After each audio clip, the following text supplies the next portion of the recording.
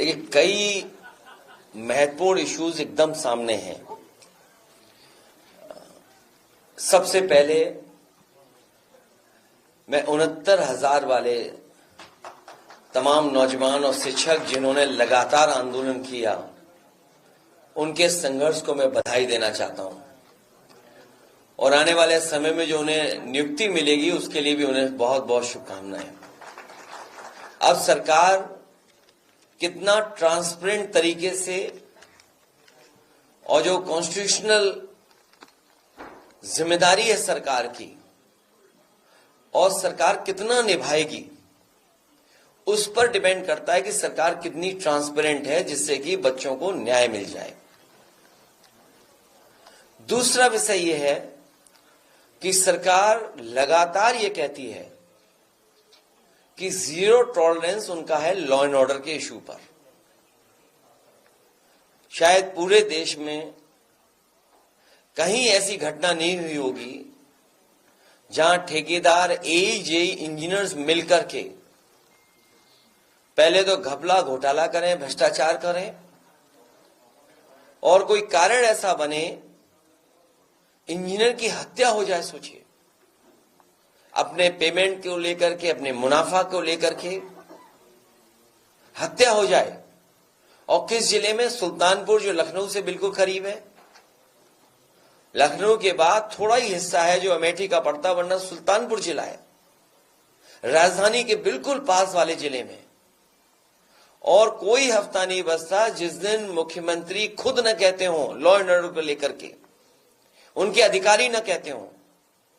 अगर कोई बात विपक्ष कहता है तो उसकी काट के लिए अधिकारियों को आगाह कर देते हैं और उन्हीं अधिकारियों के माध्यम से अन्याय कराते हैं।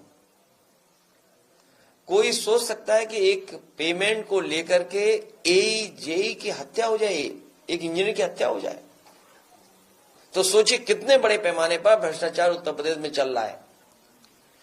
और मुख्यमंत्री जी कहते हैं मुक्ति, जब तक बीजेपी से मुक्ति नहीं होगी तब तक न गरीबी की मुक्ति होगी, न कहीं भ्रष्टाचार से मुक्ति होगी। बीजेपी से मुक्ति होने का मतलब है तमाम परेशानियां, दुख, संकट से मुक्ति होना।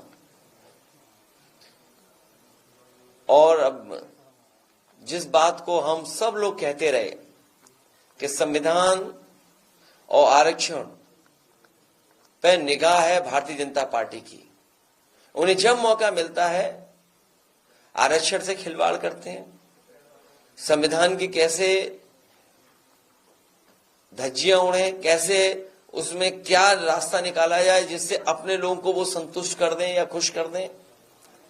अपने लोगों को कुर्सी पे बैठाने के लिए जो लैटरल एंट्री का खेल चल रहा है, कोई पहली बार नहीं हो रहा है। न इसमें आरक्षण है, न इसमें संविधान की कहीं जो व्यवस्था है उसका पालन है। अपने लोगों को खुश करने के लिए लेटरल एंट्री कर रहे हैं। और सबसे बड़ा सवाल चुनाव के समय हम लोगों ने पूछा तो मन से रखा था। हम और आप सबने देखा कि उत्तर प्रदेश से लेकर के देश में नैनो यूरिया खरीदवा दी गई। सुनने में ही आ रहा है, हो सकता है ये बात आपकी भी जानकारी में हो कि नैनो यूरिया वाले भी लेटरल एंट्री से आए थे। न नैनो यूरिया से कोई किसान को लाभ पहुंचा है और अभी तक कोई सरकार के पास रिपोर्ट नहीं है जिसके माध्यम से ये बता सके कि नैनो यूरिया से इतना लाभ किसानों को पहुंचा है। जो लेटरल एंट्री से लाए थे वही नैनो लेकर के आए थे, यूरिया नैनो। और लेटरल एंट्री वाले बहुत सारे लोग जिस तरीके से भारत से उद्योगपति भागे थे, उसी तरीके से लेटरल एंट्री से नौकरी पाने के बाद कुछ भ्रष्टाचार कर करके भारत छोड़ के चले गए वो।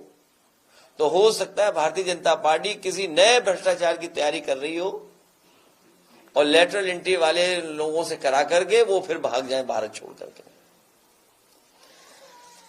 सुल्तानपुर के जल निगम के इंजीनियर की हत्या होना ये बताता है कि जीरो टॉलरेंस जो लॉ एंड ऑर्डर के लिए जीरो हो गई है और आए दिन अधिकारी भ्रष्टाचार कर रहे हैं।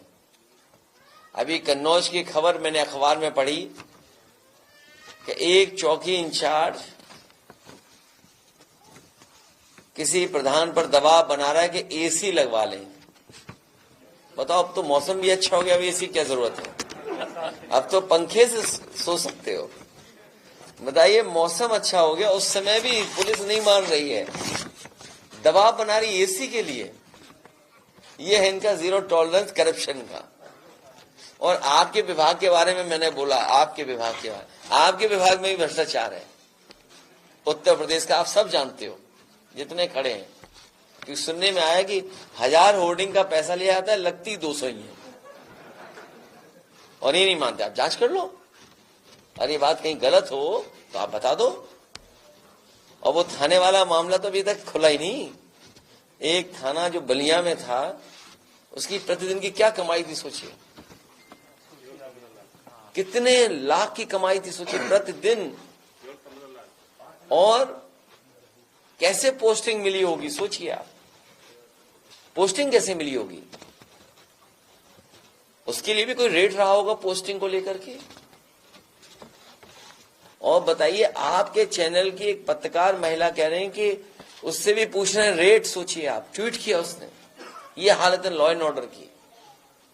जीरो टॉलरेंस बोलने वाले जीरो हर चीज में हो गए हैं। जो कह रहे हैं गरीबी से मुक्ति, वो जब उत्तर प्रदेश को बीजेपी से हम लोग मुक्ति कर देंगे, तब इन चीजों से सबसे मुक्ति हो जाएगी। जो लोग शिक्षक भर्ती 69,000 शिक्षक भर्ती के बच्चों को, अभ्यर्थियों को लतखोर कहते थे, अब वो स्वागत कर रहा है हाईकोर्ट के आदेश का। नहीं, उन्हें तो खड़े होकर के सड़क पर सभी 69,000 वाले बच्चों को माला पहनानी चाहिए कि उनके संघर्ष की वजह से ये परिणाम आया। केशव जी भी कर रहे हैं स्वागत। देखिए, आप अननेसेसरी अपने चैनल चलाने के लिए उनका नाम मत लिया करो। वो कुछ है ही नहीं। वो क्या है, मुख्यमंत्री डांट देंगे तो अभी चुप हो जाएंगे 2 मिनट में।